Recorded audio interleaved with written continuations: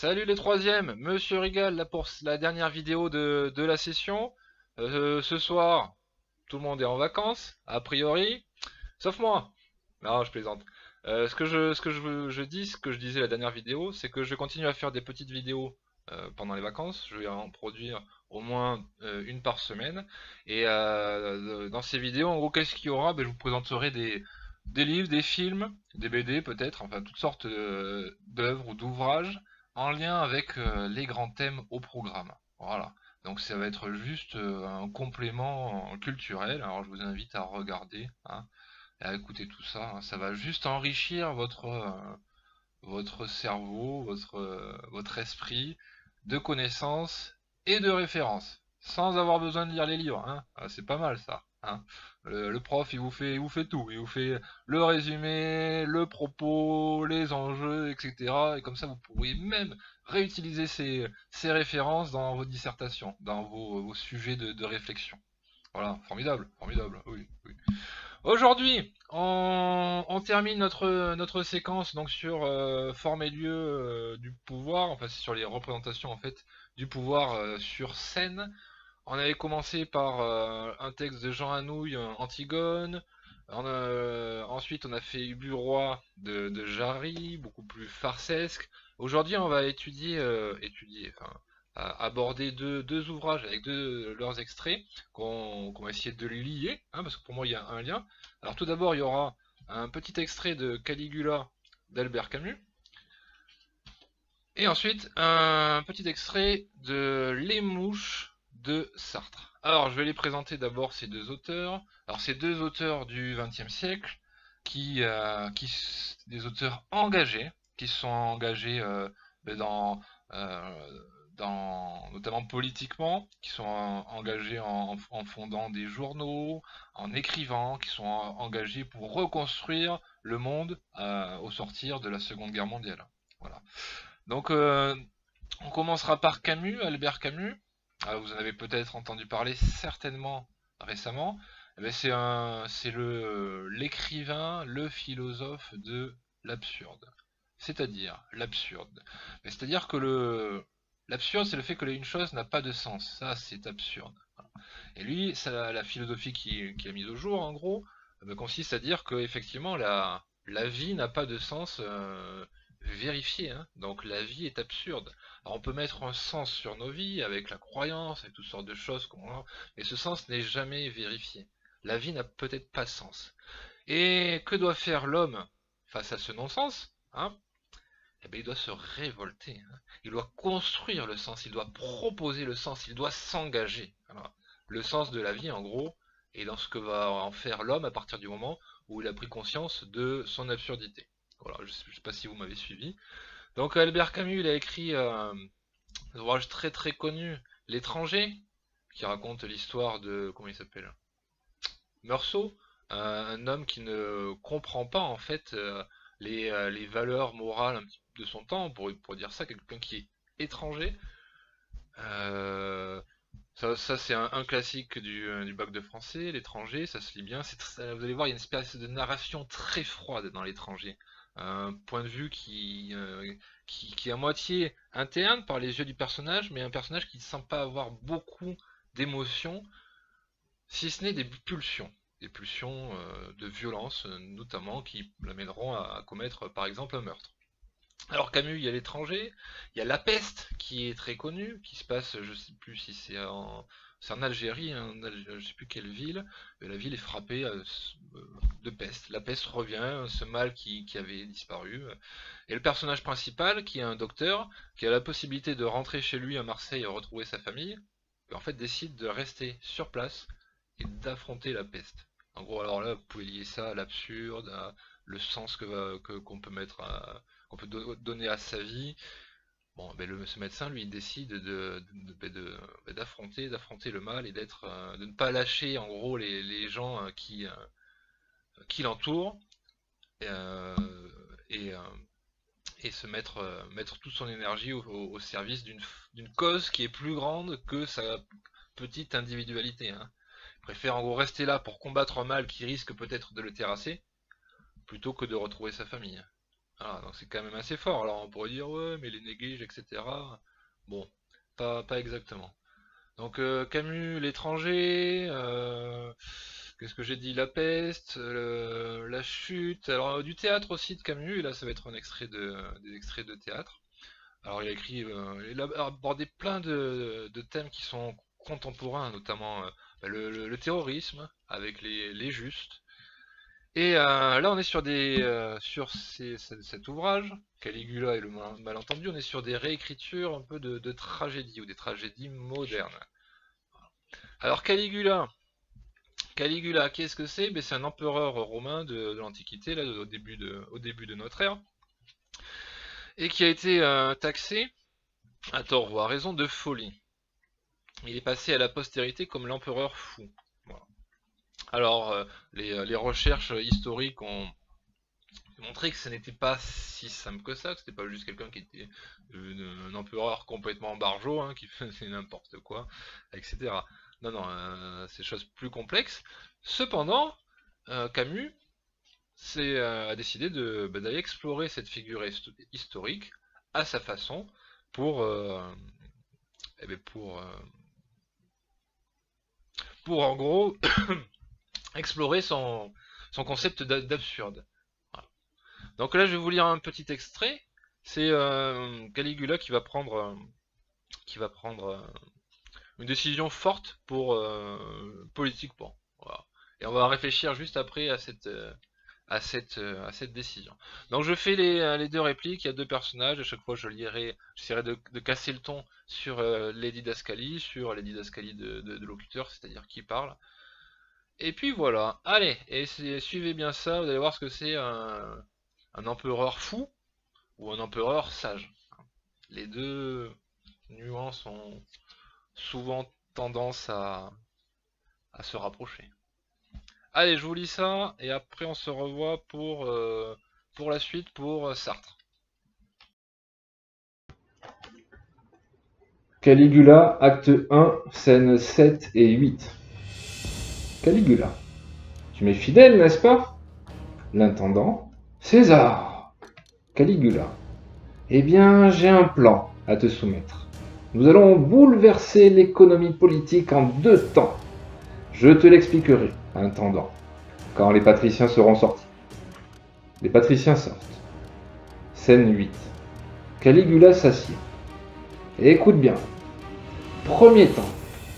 Tous les patriciens, toutes les personnes de l'Empire qui disposent de quelque fortune, petite ou grande, c'est exactement la même chose, doivent obligatoirement déshériter leurs enfants et tester sur l'heure en faveur de l'État.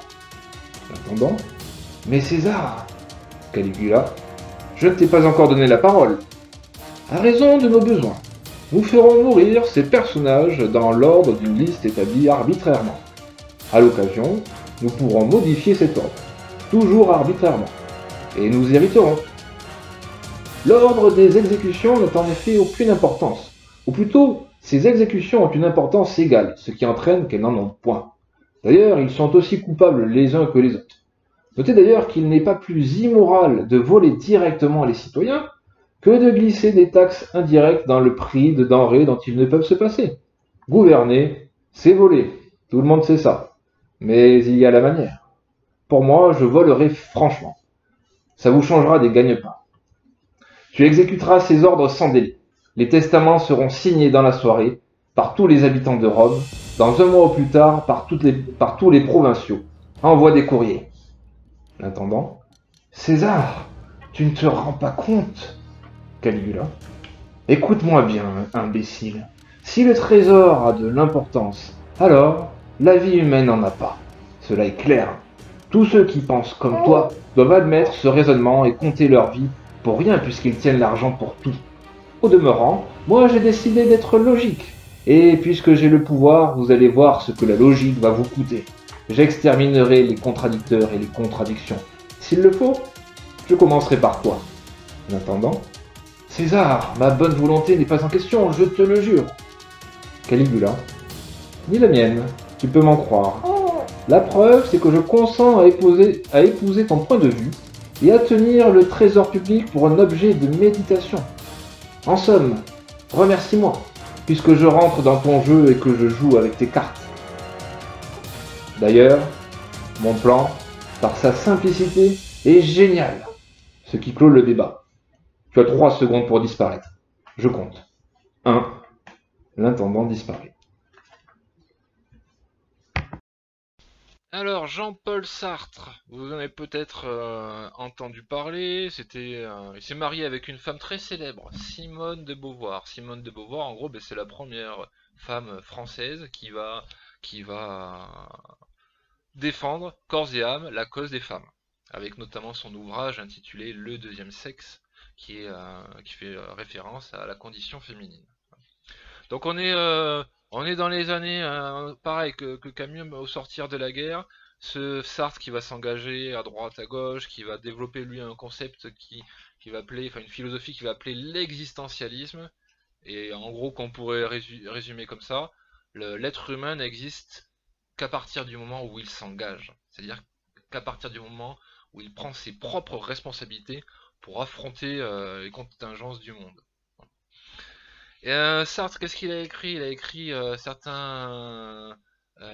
des petits romans plus ou moins autobiographiques, La nausée, où il explique en gros, il développe ce sentiment d'avoir envie de vomir vis-à-vis de l'existence, hein, qui va l'amener à l'engagement existentialiste.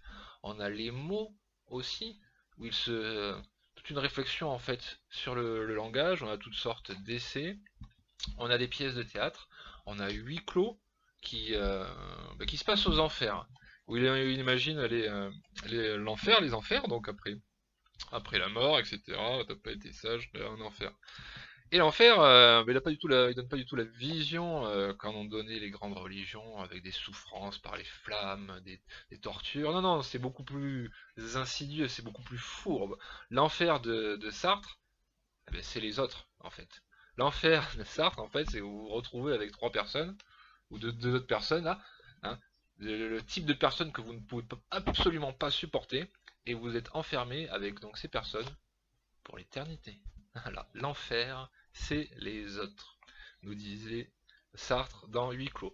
L'ouvrage dont je vais vous lire un extrait là, c'est Les Mouches. Alors les mouches, ça reprend en fait les Érinies. Les Érinies, qu'est-ce que c'est? C'est les divinités grecques de la vengeance qui poursuivaient les criminels. Alors ça se passe suite à un épisode mythologique très très savoureux, où, rappelez-vous, la guerre de Troie, l'Antiquité grecque, etc. Les Troyens qui ont piqué la femme de Ménélas. Ménélas il va chercher son frère Agamemnon, il dit ah, on va aller attaquer les Troyens, ok on va aller attaquer les Troyens, sauf que les vents sont contre, les dieux exigent que Agamemnon sacrifie sa fille, Iphigénie. Bah il la sacrifie hein, pour faire la guerre, hein. Faut bien faire des petits sacrifices. Hein. Donc il sacrifie sa fille et puis il part faire la guerre. Il dure 10 ans. Il rentre 10 ans plus tard. Et vous pensez que la mère d'Iphigénie, la femme d'Agamemnon, hein, elle a bien pris le truc? Eh ben non. Donc elle attend. Hein. Elle l'attend. Elle attend avec son amant, Égiste. Et quand il arrive, en fait, bim, un coup de hache dans le crâne, voilà, terminé Agamemnon. Voilà. La mère a vengé sa fille et met du coup son amant Égis sur le trône. Mais sauf qu'il y avait d'autres membres dans la famille. Ben, il y avait le petit frère, il y avait Oreste. Alors Oreste, bon, il était pas super content qu'on sacrifie sa sœur. Mais là, la mère et son amant ont comploté pour tuer son père. Donc il est un petit peu, voilà, il dit qu'est-ce que je dois faire, qu'est-ce que je dois faire. Et Oreste va décider de venger son père. Et donc de tuer sa mère et son amant, Égiste. Voilà, donc c'est toujours sympa la mythologie, hein. Toujours des choses hein, très sympas. Hein. Donc voilà, là l'extrait que je vais vous lire, c'est un dialogue entre Jupiter, qui est le Zeus, hein, Jupiter chez les Romains, Zeus chez les Grecs, le roi enfin en gros le dieu des dieux, le roi des dieux, hein, dieu du ciel et de la foudre, et qui va discuter avec Égiste, le roi des hommes. Donc on est bien sur ces figures de pouvoir, vous allez voir ce qu'ils en disent. Vous allez voir comment ce qu'ils disent en fait des, euh, des, des civils, des citoyens, enfin des sujets, on plus des sujets, bon, assujettis, des sujets assujettis. Allez, je vous lis cet extrait et après fais un petit bilan sur les deux scènes. Allez, à tout de suite.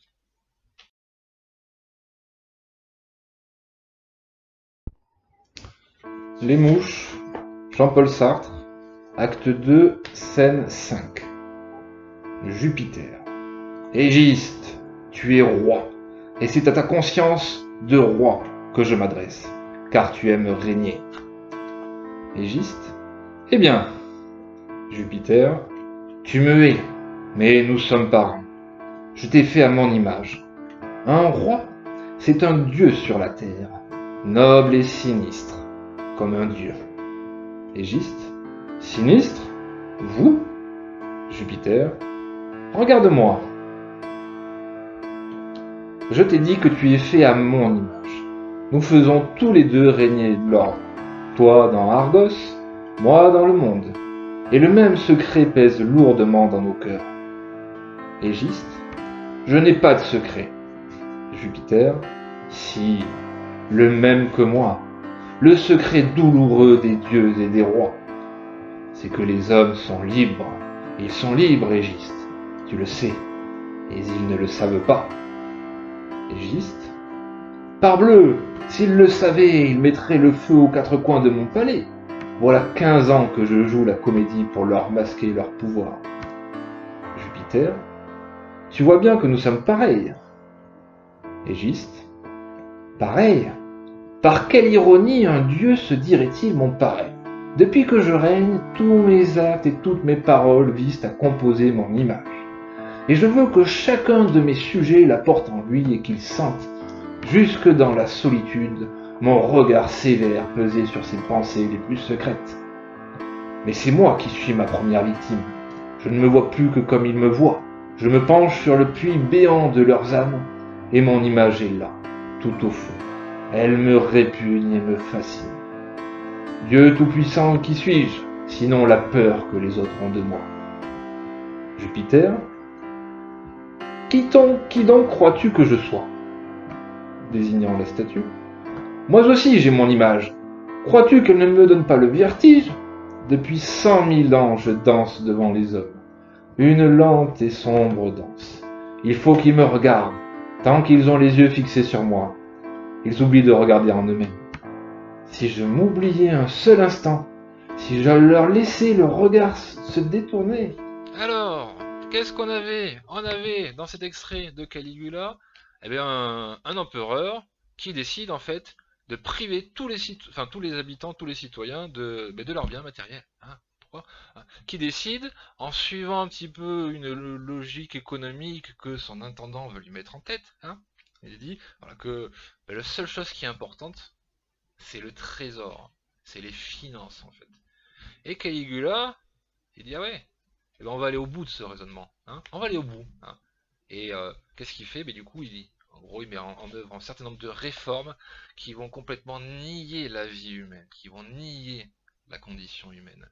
Alors, est-ce qu'il fait ça par foi? Non, il fait ça par provocation. Il fait ça par provocation. Alors, pensez à du coup, reprenez cette idée là, le type qui décide d'aller au bout d'une logique financière du pouvoir, hein, qui va détruire en gros les fondements de l'humanité, les fondements du vivre ensemble et des valeurs. Hein. Essayer du coup de reprendre ça et réfléchir par rapport à notre monde où l'économie peut être très dure, peut se révéler être un rouleau compresseur qui, à travers son incarnation qui est le travail, en fait, va juste chercher à détruire les hommes, à les aliéner, à leur faire devenir autre chose, quoi. Et bien sûr quoi? Et bien sûr rien. Voilà. Donc c'est l'idée on va aller au bout de l'économie et qu'est-ce que ça donne. Voilà. Donc c'est voilà. Alors ça c'est donc le premier texte, le deuxième texte sur de Jean-Paul Sartre dans Les Mouches, et qu'est-ce qu'on avait dans cette conversation, en gros, entre les deux rois qui se confient leur petit tour. Et bien on avait une chose qui revenait, c'est une chose qui est essentielle, c'est les hommes sont libres, mais ils ne le savent pas. Voilà. Sous-entendu, les hommes décident, en fait, acceptent d'obéir, acceptent de servir. Que leur état, en fait, premier, leur état premier est la liberté. Qu'en font-ils? Rien. Parce qu'ils ne le savent pas. Hein, ils se croient sujets, assujettis. Voilà. Alors bon, ça c'est pareil, c'est une réflexion qu'on pourra avoir hein, sur, ça nous aide à réfléchir, à penser le monde, à penser notre qu'est-ce qu'on attend en fait de soi-même en tant que citoyen, qu'est-ce qu'on en attend des instances de pouvoir, hein. Est-ce qu'on attend de se faire diriger comme des marionnettes parce que bon c'est plus facile, hein, c'est plus sympa, hein, on n'a pas à se poser de questions, ou est-ce qu'on estime qu'on a son mot à dire et qu'on doit prendre part à tout ça? Voilà, donc c'était nos deux œuvres du jour, des extraits de Caligula d'Albert Camus et un extrait des Mouches de Jean-Paul Sartre. J'espère que ça vous a plu, j'espère que vous en retirez une réflexion hein, personnelle, une réflexion sur le monde, un petit peu de recul. Hein.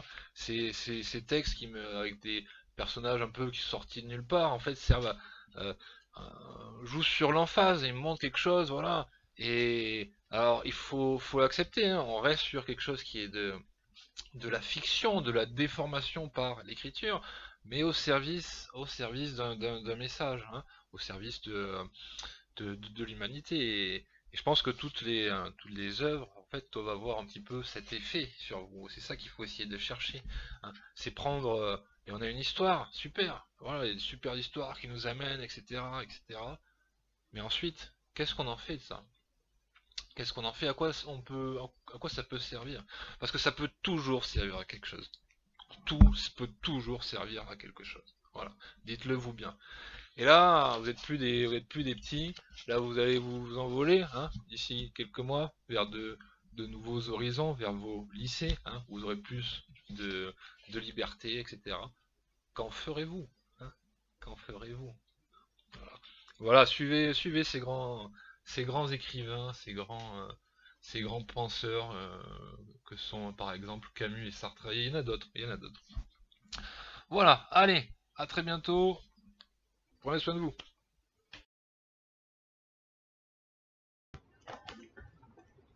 Caligula, acte 1, scènes 7 et 8. Caligula. Tu m'es fidèle, n'est-ce pas? L'intendant. César. Caligula. Eh bien, j'ai un plan à te soumettre. Nous allons bouleverser l'économie politique en 2 temps. Je te l'expliquerai, intendant, quand les patriciens seront sortis. Les patriciens sortent. Scène 8. Caligula s'assied. Écoute bien. Premier temps. Tous les patriciens, toutes les personnes de l'Empire qui disposent de quelque fortune, petite ou grande, c'est exactement la même chose, doivent obligatoirement déshériter leurs enfants et tester sur l'heure en faveur de l'État. L'intendant. Mais César, Caligula, je ne t'ai pas encore donné la parole. À raison de nos besoins, nous ferons mourir ces personnages dans l'ordre d'une liste établie arbitrairement. À l'occasion, nous pourrons modifier cet ordre, toujours arbitrairement, et nous hériterons. L'ordre des exécutions n'a en effet aucune importance, ou plutôt, ces exécutions ont une importance égale, ce qui entraîne qu'elles n'en ont point. D'ailleurs, ils sont aussi coupables les uns que les autres. Notez d'ailleurs qu'il n'est pas plus immoral de voler directement les citoyens que de glisser des taxes indirectes dans le prix de denrées dont ils ne peuvent se passer. Gouverner, c'est voler, tout le monde sait ça. Mais il y a la manière. Pour moi, je volerai franchement. Ça vous changera des gagne-pains. Tu exécuteras ces ordres sans délai. Les testaments seront signés dans la soirée par tous les habitants de Rome, dans 1 mois au plus tard par tous les provinciaux. Envoie des courriers. L'intendant. César, tu ne te rends pas compte? Caligula. Écoute-moi bien, imbécile. Si le trésor a de l'importance, Alors, la vie humaine n'en a pas. Cela est clair. Tous ceux qui pensent comme toi doivent admettre ce raisonnement et compter leur vie pour rien puisqu'ils tiennent l'argent pour tout. Au demeurant, moi j'ai décidé d'être logique. Et puisque j'ai le pouvoir, vous allez voir ce que la logique va vous coûter. J'exterminerai les contradicteurs et les contradictions. S'il le faut, je commencerai par toi. En attendant, César, ma bonne volonté n'est pas en question, je te le jure.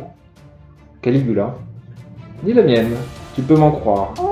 La preuve, c'est que je consens à épouser ton point de vue et à tenir le trésor public pour un objet de méditation. En somme, remercie-moi, puisque je rentre dans ton jeu et que je joue avec tes cartes. D'ailleurs, mon plan, par sa simplicité, est génial, ce qui clôt le débat. Tu as 3 secondes pour disparaître. Je compte. 1. L'intendant disparaît.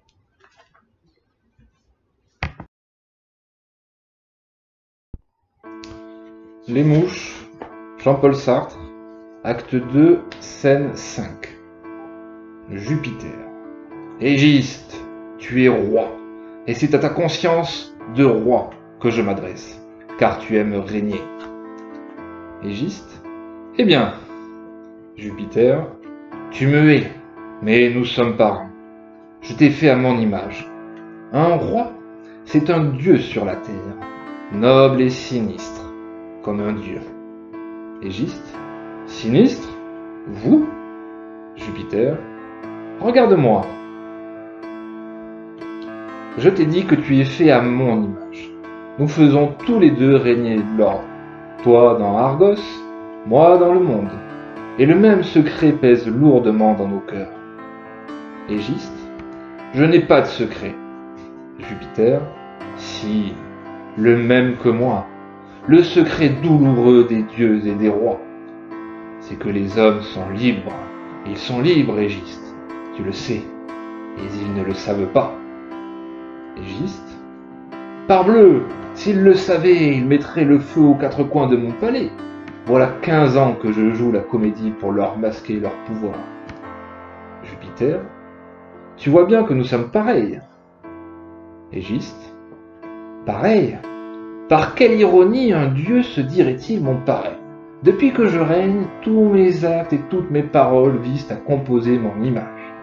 Et je veux que chacun de mes sujets la porte en lui et qu'il sente, jusque dans la solitude, mon regard sévère peser sur ses pensées les plus secrètes. Mais c'est moi qui suis ma première victime. Je ne me vois plus que comme ils me voient. Je me penche sur le puits béant de leurs âmes, et mon image est là, tout au fond. Elle me répugne et me fascine. Dieu tout-puissant, qui suis-je, sinon la peur que les autres ont de moi? Jupiter, qui donc crois-tu que je sois? Désignant la statue. Moi aussi j'ai mon image. Crois-tu qu'elle ne me donne pas le vertige? Depuis 100 000 ans je danse devant les hommes. Une lente et sombre danse. Il faut qu'ils me regardent, tant qu'ils ont les yeux fixés sur moi. Ils oublient de regarder en eux-mêmes. Si je m'oubliais un seul instant, si je leur laissais le regard se détourner,